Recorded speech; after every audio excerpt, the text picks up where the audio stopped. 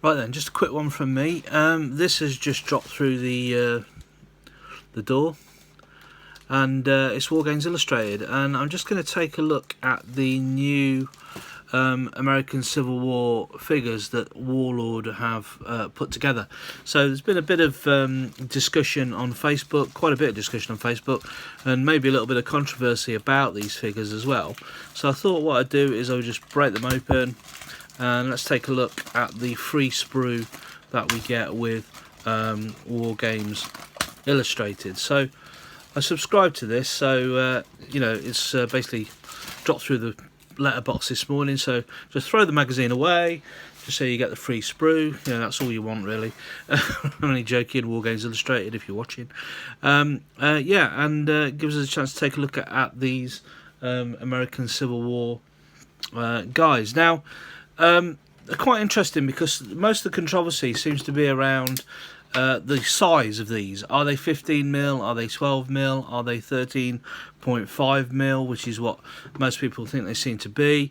And also the fact that they are all joined together as well. You can see there's quite a, you know, they're all connected in a single line, so there's no single men, as it were. Also got a cannon on there, or part of a cannon, and a mounted officer. Okay, so you basically get a piece of artillery, a load of infantry, and a single mounted officer. So I'm just going to basically bend the sprue so that we can take a better look at these guys. I'll just snap the sprue in half as I normally do. Okay, there we go. So get a better look at this. So the mounted officer then looks pretty nice, pretty well crafted, nice detail. We'll see exactly how he paints up in a couple of days time. Part of the artillery, and there's the infantry themselves. Nice detail actually. They're not too badly moulded at all. There's no flash on them, which is what you do get quite often with 15mm plastic, because you know the detail is difficult to maintain. And the back of them, they've got their packs and their straps, and a little bit of, some have got their bedding rolls and things like that. So, and quite a few of them have got the kind of floppy caps that are usually worn by the rebels. So if I just put these down to one side and look at the other half of the sprue, also quite floppy caps and that, and it's making me think that I wonder if there's a rebel sprue and a Union sprue. And having to think about it, actually, I've not been on the Warlord website to have a look at this, but thinking about it, there is a blue sprue and another coloured sprue. So I'm thinking, and a grey sprue. So this is possibly the Confederates, the grey sprue. And I wonder if some people have got us a little bit of flash on there, on the sword of the guy there. But that looks like the command sprue, doesn't it? You've got a drummer, you've got a guy with a sword, you've got another guy, two guys with banners, they could hold banners, and then you've got a few infantrymen, and the other sprues all seem to be guys with muskets. So they're all, yeah, so that's quite nice actually. You get one sprue which has got a drummer and standard bearers and a commander, so that's your command sprue. So one command sprue, 1, 2, 3, 4, 5, 6, 7, 8, 9 infantry, an officer on a horse, and a cannon.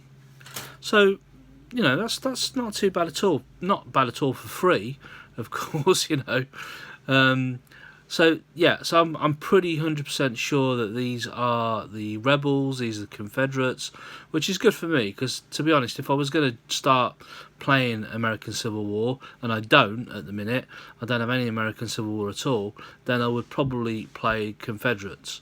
Okay, I just kind of like the grey and the yellow and the butternut. I like those colours. I like the colours. And the Union Army, let's face it, they're a bit dull. aren't they? They're a little bit like playing the British in Napoleonics. You know, you want to play a bit of a different type of army.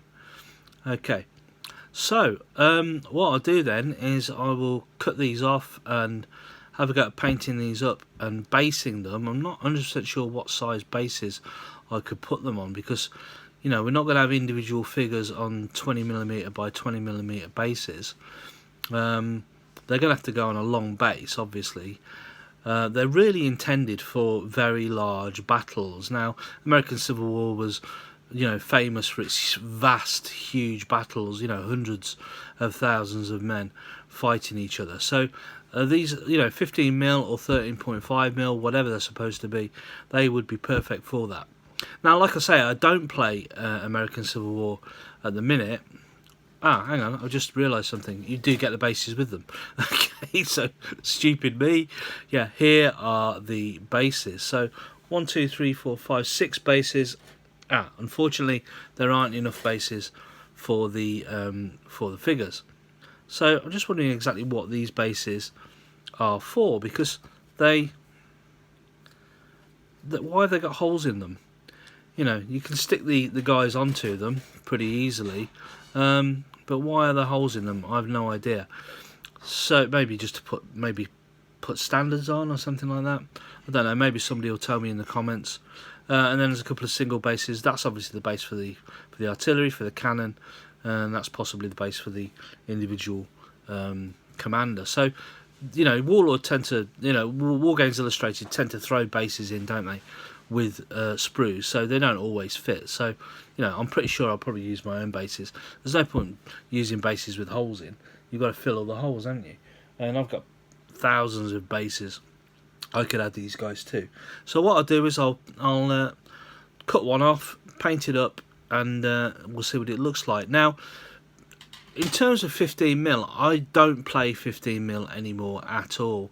In the middle of the 80s, everybody played 15mm. 28mm large-scale battles, and even, you know, was pretty unknown. 28mm was reserved for things like Dungeons and Dragons and role-playing games and very, very small-scale skirmish games, like Boot Hill and things like that. But you know, pretty much everybody used either 10mm, 12mm, 15mm for the very large battles, or down as far as 6mm. Nowadays, of course, most people play 28mm. I would say the majority of gamers, the majority of tabletop gamers play 28mm. They play smaller scale battles, and a lot of people play skirmish games as well. It's much more popular. One of the reasons is the 28mm figures are really fun to paint. They look fantastic when they're painted up, from a modelling perspective. But also, you know, you can find more opponents with 28mm, quite frankly, because most people play 28mm. I don't know anybody who plays 15mm, I'm sorry to say. This is one of the reasons why I don't play Flames of War. I play Bolt Action instead of Flames of War, because I don't know anybody who plays Flames of War. I think I know one person who plays it, but I'm not going to paint up an army just to play that guy, unfortunately. Sorry, Tim, if you're watching. So there you go. But this could get me into American Civil War. I don't play American Civil War at the minute, so I'm quite open to choose a scale. So I could choose 15mm, couldn't I, or 13.5, and I could just buy Warlord figures exclusively and use them as my ACW army. Have thought about ACW for a while, but I know I've got a lot of other projects on the go, as we all have. You know, Wars of the Roses, English Civil War, Bolt Action. I play all those games as well, and I've still got lots of figures of those to paint up. So this would be, you know, a bit of a side project, but I'm quite pleased that I've got a free sprue, so I can basically start my little army using this free sprue. And if I really start to get into it, if I find someone else who plays 15mm, that's the big thing really, then I'll buy more. But I'm certainly not going to start splashing out on Warlord's 15mm American Civil War unless I find an opponent. Okay. Years ago in the 80s, I did have a 15mm Wars of the Roses army out of Lancastrians. I've got no idea where they are, and to be honest, I only painted a few of them before I got fed up, because I hated painting 15mm. I really found it fiddly, and at the end of it, they don't look very detailed. They might look they look fantastic when there's thousands of them on a tabletop in ranks. They look absolutely beautiful when there are thousands of them on a tabletop in ranks. But from a modelling perspective and a painting and a pure enjoyment perspective, I just don't find them that much fun. Okay, so cut these off, paint them up, take a look at what they look like. Obviously Christmas is tomorrow, so I'm not going to get that done for a few days, but hopefully I'll get it done next week, and well, we shall see what we shall see. I'll post them up. Thanks a lot, thanks for watching, bye.